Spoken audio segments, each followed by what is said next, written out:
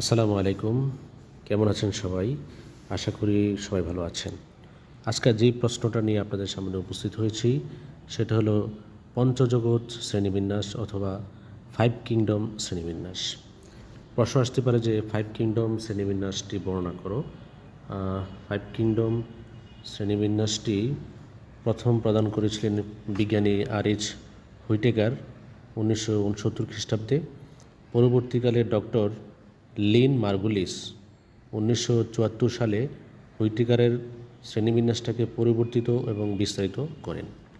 তো এই শ্রেণীবিন্যাস অনুসারে জীবজগৎ অর্থাৎ লিভিং ওয়ার্ল্ডকে দুইটা সুপার কিংডমে ভাগ করা হয়েছে। একটা সুপার কিংডম হলো প্রোক্যারিওটা, আর একটা সুপার কিংডম হলো ইউক্যারিওটা।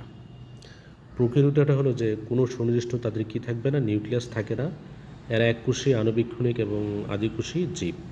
তারপরে আছে রাইবোজোম ছাড়া অন্য কোনো সাইটোপ্লাজমীয় অঙ্গাণু প্রোক্যারিওটাতে নেই।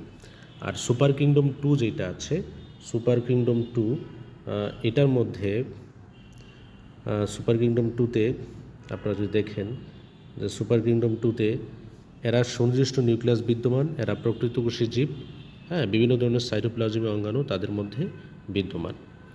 তারপর আছে এই সুপার কিংডম ওয়ানকে কিংডম শুধু একটা কিংডমে ভাগ করা হয়েছে, সেটা হলো কিংডম মোনেরা।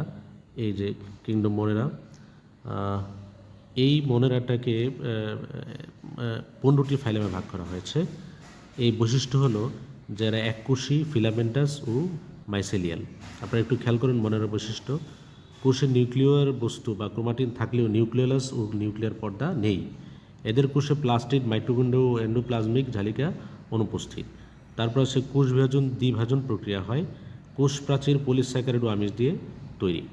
তো এই কিংডম মোনেরার যে উদাহরণগুলো আছে, অর্থাৎ যে জীবগুলো যেমন ইকুলাই ব্যাকটেরিয়া, তারপর আছে নস্টক, এই ধরনের অণুজীবগুলো হলো প্রোক্যারিওটার অন্তর্ভুক্ত।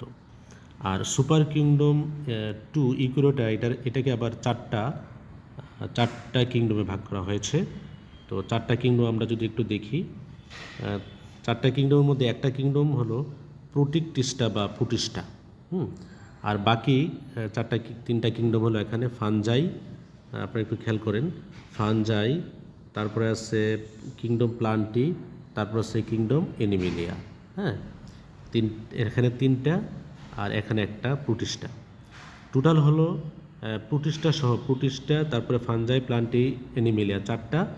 আর এই প্রোক্যারিওটার যে একটা কিংডম আছে মোনেরা, টোটাল হলো 5টা। তো আমরা একটু খেয়াল করি যে প্রোটিস্টা যে কিংডমটা আছে, এটা হলো এরা এককোষী এককোষী কলোনিয়াল বা বহুকোষী, নিউক্লিয়ার মেমব্রেন ও নিউক্লিওলাস যুক্ত। হ্যাঁ, তারপরে ফটোসিনথেটিক পিগমেন্ট অর্থাৎ ক্লোরোপ্লাস্ট আছে, এদের ভ্রূণ সৃষ্টি হয় না, এদের অধিকাংশই কি জলজ প্রজাতির, যেমন এমিবা, প্রোটিয়াস, তারপর আছে স্পাইরোগাইরা, হ্যাঁ, শৈবাল, এটা হলো প্রোটিস্টার অন্তর্ভুক্ত।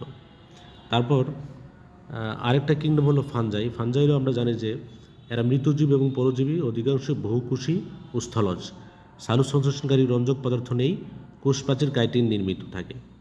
তারপর আছে প্লান্টি, যা আমরা প্লান্টগুলো দেখি আমাদের আশেপাশে যে প্লান্ট আছে, বহুকোষী সবুজ উদ্ভিদ, কোষ প্রাচীর সেলুলোজ নির্মিত, কোষে প্লাস্টিড ও বড় গহ্বর আছে, উন্নত টিস্যু বিদ্যমান, জননাঙ্গ জনন টিস্যু বিদ্যমান। হ্যাঁ, তারপর আছে জনজন অ্যানাইসোগ্যামাস, বহুগ্যামাস প্রকৃতির হয়।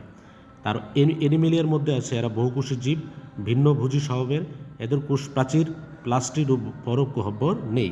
অর্থাৎ কোষ প্রাচীর নেই, প্লাস্টিড বড় গহ্বর নেই, প্রধানত যৌনজনন প্রক্রিয়া বংশবৃদ্ধি করে, যেমন হোমোসেপিয়েন্স, হ্যাঁ, এরকম।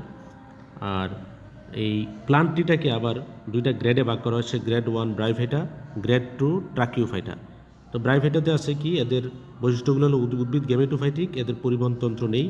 আমরা ব্রাইফেটা উদ্ভিদগুলো সম্পর্কে জানি যে রিক্সিয়া, তারপরে সেমিবারোলা। আর ট্রাকিওফাইটা হলো উদ্ভিদ স্পুরোফাইটিক, এদের পরিবহনতন্ত্র আছে। আমরা আমাদের চারপাশে যে বড় বৃক্ষগুলো দেখি সবগুলোই ট্রাকিওফাইটা, যেমন আর্টোকার্পাস, হেটেরোফাইলাস, আম গাছ, জাম গাছ, এই সবগুলোই ট্রাকিওফাইটার অন্তর্ভুক্ত। তো এই হলো মার্গুলিস প্রদত্ত অর্থাৎ হুইটেকার প্রদত্ত পঞ্চজগৎ অর্থাৎ ফাইভ কিংডম শ্রেণীবিন্যাস। এই ফাইভ কিংডম শ্রেণীবিন্যাস স্কুল পর্যায়ে এবং কলেজ পর্যায়ে দুটি পর্যায়ের জন্যই ইম্পর্ট্যান্ট। তাহলে আজকে এই পর্যন্তই, সবাই ভালো থাকুন।